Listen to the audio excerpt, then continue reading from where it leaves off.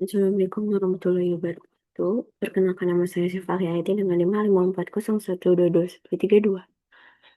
Di sini akan menjelaskan mengenai vector error correction model atau disingkatnya FHM. Di video sebelumnya kan saya menjelaskan mengenai VAR ya. Eh, Nah, FHM ini untuk langkah-langkahnya itu sama seperti VAR tetapi perbedaannya itu ada di terkointegrasinya iya atau tidak. Dan next, nah apa sih itu FHM? Nah, FHM itu gabungan antara VAR dan juga ECM. Jadi, VAR itu semua variabel dapat menjadi variabel endogen atau variabel yang dipengaruhinya atau variabelnya. Nah, ECM itu adanya error correction. Untuk mengetahui jangka panjang, nah itu melihat dari kointegrasinya dilihat dari nilai residualnya. Nah, di sini ada tabel perbedaan antara VAR, FECM, dan juga ECM, di mana untuk kalau VAR itu syaratnya itu tidak terkointegrasi, sedangkan FCM ini harus terkointegrasi, sama dengan ECM. Un- untuk hubungan jangka pendek, semuanya itu ada hubungan jangka pendek. Untuk hubungan jangka panjang itu hanya ada di FECM dan ECM karena mereka yang hanya terkointegrasi. Dan untuk error correctionnya juga sama hanya ada di ECM dan VF ECM karena em, kita bakal mencari nilai residualnya. Nah, untuk endogenitas ini hanya untuk VAR dan FECM karena kan FECM ini eh, istilahnya perbaikan model dari VAR. Jadi untuk ECM ini tidak ada endogenitas dan untuk output utamanya ini untuk VAR dan FECM ini sama ya. Perbedaannya itu ada di kointegrasi dan tidak terkointegrasinya. Sedangkan ECM ini tidak ada IRF dan FEVD. Nah, eh, selanjutnya itu kenapa sih FSCM ini digunakan gitu? Apa sih latar belakangnya? Nah, yang pertama itu kan var itu digunakan untuk ketika variabelnya itu endogen. Jadi ada masalah endogenity dan simultaneity. Nah, udah s- setelah itu var ini muncul untuk mengatasi endogenitas ini. Namun kan var ini hanya ketika si datanya ini tidak terintegrasi ya. Eh, t- tapi kalau misalnya ketika data yang kita uji kointegrasinya itu muncul nilai kointegrasi, maka tidak bisa menggunakan VAR. Nah, solusinya itu menggunakan FHCM. Nah, kapan sih menggunakan FHCM ini? Udah sama ya seperti VAR itu ketika datanya itu stasioner di saat first difference. Tapi perbedaannya itu diulang lagi yaitu di kointegrasinya. Kalau FHCM itu ketika dia terkointegrasi. Kalau VAR itu tidak terkointegrasi. Perbedaan dari VAR-nya juga, VAR ini bisa dilakukan di level. Nah, siapa sih yang menggunakan FHCM ini? Sebenarnya untuk yang menggunakan FHCM ini siapa saja ya? Para ekonom itu bisa analisis finansial, penelitian sosial, dan eh, semua bidangnya juga itu bisa ya. Misalnya ini ada contoh aja, Bank Indonesia ini menggunakan FCM untuk menganalisis bagaimana sih kebijakan suku bunga, misal untuk jangka pendeknya atau jangka panjangnya. Terus bidang apa FHCM ini diterapkan sama efek ini bisa diterapkan di bidang apa aja misalnya untuk bidang ekonomi, bidang perdagangan, energi dan sebagainya. Ini misalnya ada contoh studi misalnya analisis integrasi hasil minyak, kurs USD dan inflasi di Indonesia dengan metode FHCM.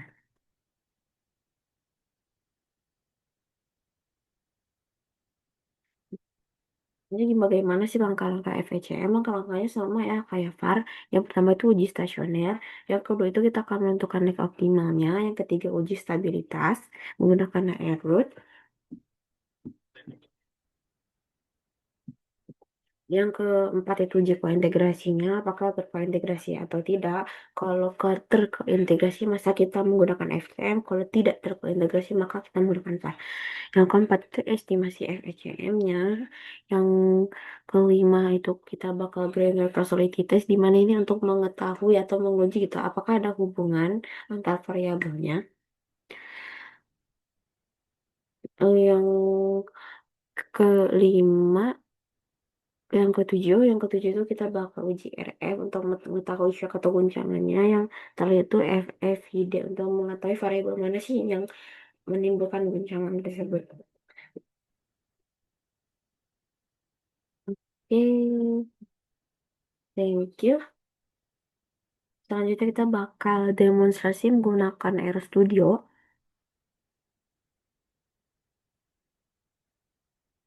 Ini aku udah coba tadi, tapi kita bakal ulang dari awal. Nah, di sini aku masukin datanya itu pakai data ILK45 course atau JUM. Sebenarnya IAQ4 ini itu investasi ya, nama lain dari IASG. Nah, di sini datanya tadi ada IAQ45 course dan JUM jumlah uang beredar. Masukin datanya seperti biasa, bisa lewat sini atau mungkin bisa lewat yang ini, yang import data set transform Excel. Kalau misalnya datanya bentuknya Excel. Langsung aja kita ke awal, kita bakal nyalain package dulu. Ini udah dinyalain ya, jangan lupa package yang ininya juga TSA-nya.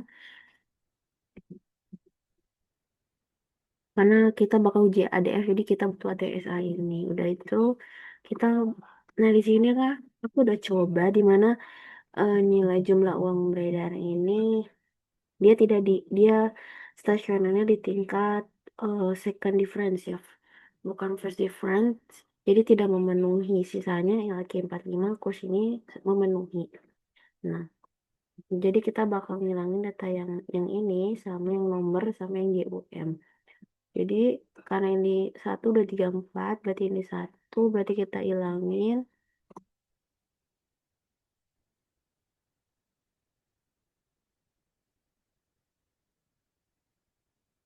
Terus sebelum itu karena aku udah nyoba, jadi aku hapus dulu semua modelnya yang kesimpulan ini. Nah, kita mulai dari nol, tes data. Oh, data filternya nggak ke ini ya.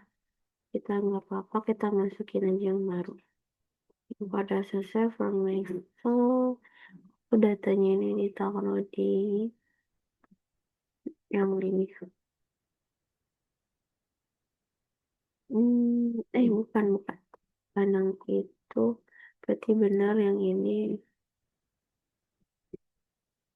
Iya, yang ini. Nama dan asal import.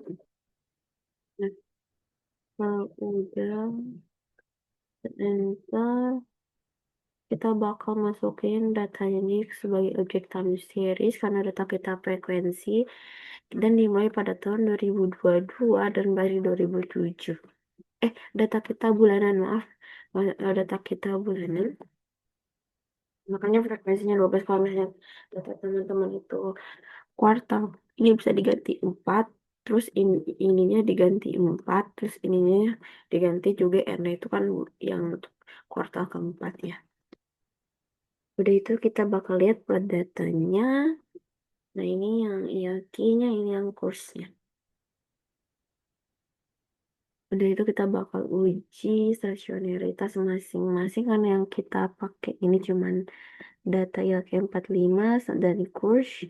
Sisanya biar nggak pusing aku hapus.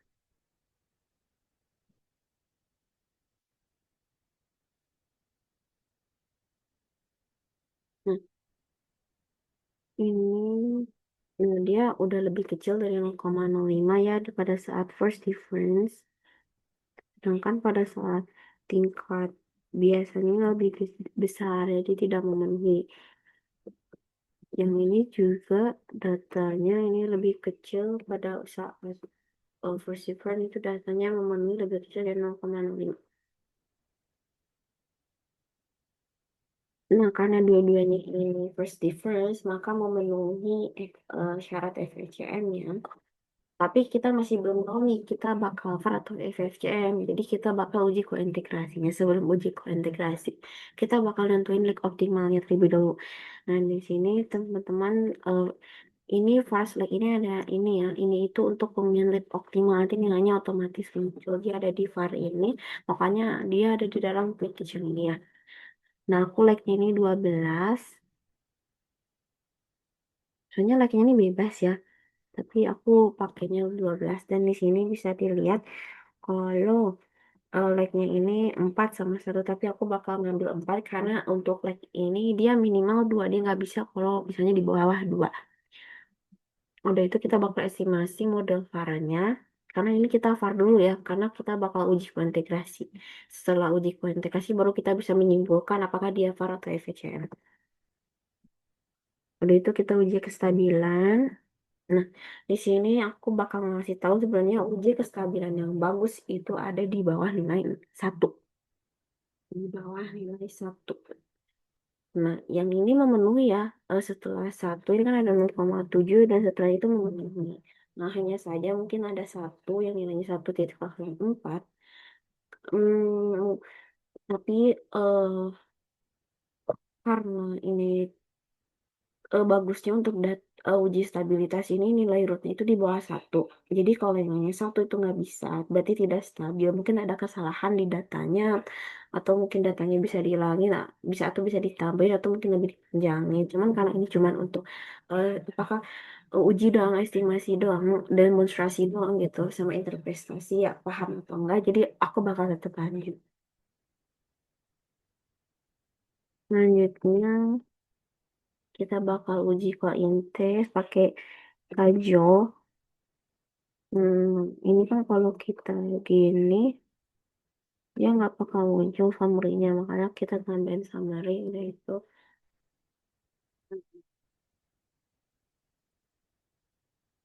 Nah, di sini udah kelihatan. Hmm, kita bakal lihat yang ininya ya. Ini nilai R. Nah, di mana kan ini tesnya ini pada R sampai dengan 0, dia nilainya 20. Dan pada saat 5%-nya ini nilainya 19, di mana tesnya ini lebih besar daripada pada saat 5%. Pada 30%, maka dapat disimpulkan bahwa dia itu ada ada satu yang terkointegrasi. Tapi pada saat di R ini, pada saat yang ini dimana nilainya cuma 4, sedangkan ininya 5.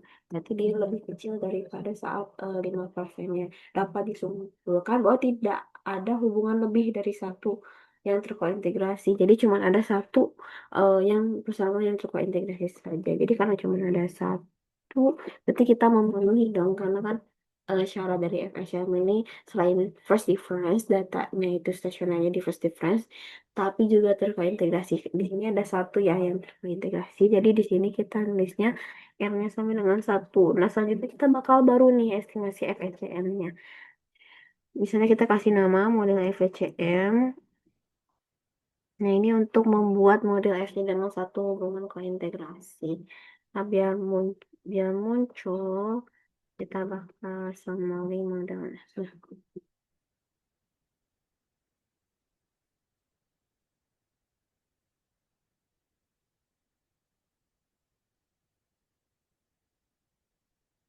Nah, aku bakal jelasin. Maaf. Nah, di sini aku bakal jelasin. Di sini kan model FHM ini summary-nya ada yang model FHM, RLM, sama yang beta. Nah, yang yang RLM ini untuk melihat hubungan jangka pendeknya.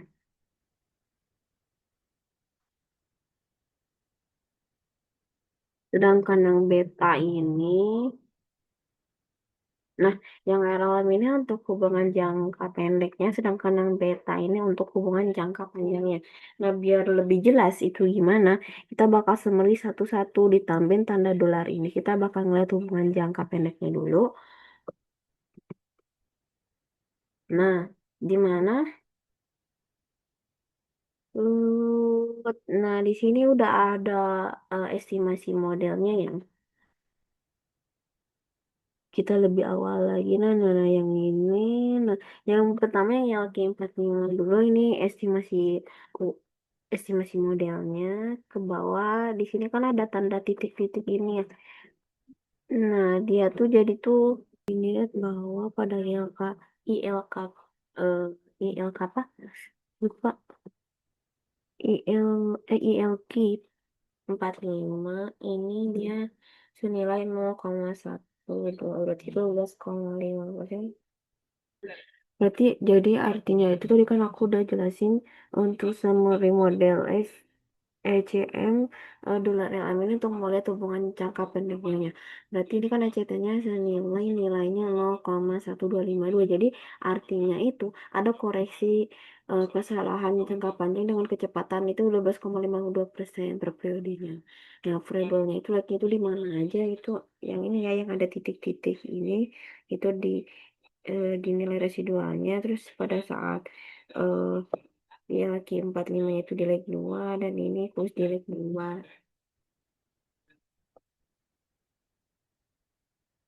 Nah, terus kalau untuk yang kursnya, coba kita lihat yang kursnya. Nah, dia tuh -1 ya. -1,223 artinya 123%. Jadi yang model FHM ini membuat model FCM-nya ya. Untuk ini untuk summary model untuk kita melihat summary model FCM-nya. Sedangkan yang RLM ini kan tadi jangka pendek, yang ini jangka panjang. Nah, ini kan yang jangka pendeknya dulu ya. Bisa dilihat di sini untuk nilai ya Q45-nya ini dia signifikan pada saat di leg-nya itu ketika nya di leg 2, kursi itu di leg 2 dan kursi itu di leg 8. Dengan p-value-nya ini 0,01. S-nya itu 2,7% mungkin ya. Dan yang untuk yang polanya ini, yang kursnya ini maksudnya salah. Ini rumus estimasi modelnya dan di ini errornya itu sebesar -1 dan dia ini signifikan pada saat kursnya ini pada di leg 1 atau pada saat ILQ-nya di leg 5, ILQ di leg 8 dan ILQ di leg 9 dengan nilai PV-nya 0,08. Itu kita bakal ngelihat summary dari jangka jangka panjang maaf ya. Jangka panjang ini namanya jangka panjang maaf salah-salah. Yang ini jangka panjang. Nah, ini ILQ-nya ini nilainya 1 ya karena emang ILQ ini pasti mau pengaruh ILQ-nya sendiri. Nah, tapi kan eh, ini secara statistiknya ya. Kita bakal lihat nilai IRS-nya dan varian decomposition-nya ini. Tapi sebelum itu kita bakal mengubah FHM ini ke nilai menjadi bentuk VAR-nya dulu ya. Karena IRF ini dan FFID ini hanya bisa dilihat kalau misalnya udah diubah dalam bentuk VAR. Nah, ini udah aku ubah. Kita bakal lihat IRF-nya. Hmm, nah, ntar ya lagi loading ini. Nah, ini memang nggak kelihatan ya. Tapi, nah nih. Mungkin bisa lihat yang IIQ45 ini kan dia makin lama makin turun ya dan di bawah eh, jadi setiap jadi periodenya kan makin kesini makin berjalan otomatis ILQ45 juga menurun gitu. Sama ya untuk yang kursnya juga kurs ini mungkin awalnya positif ya, tapi semakin banyak nilai eh, periodenya, semakin berjalan periodenya, maka si kurs ini akan berpengaruh negatif atau berkurang. Jadi makin naik periodenya, maka si kurs ini akan makin berkurang. Akan mempengaruhi kurs, tapi sebesar misalnya yang ini ya, mungkin pada yang ini pada order ke mungkin ini 45 ya pada order ke 45 si kurs ini akan berkurang sebanyak misalnya 0,1 atau eh, sebanyak segini gitu. Ya pokoknya intinya itu bisa dilihat dari grafik IRF ini di mana kurs dari IRQ ini semakin naik ya semakin ordernya banyak maka guncangannya terhadap eh, ILQ dan kursnya itu sendiri bakal berkurang, akan mengurangi.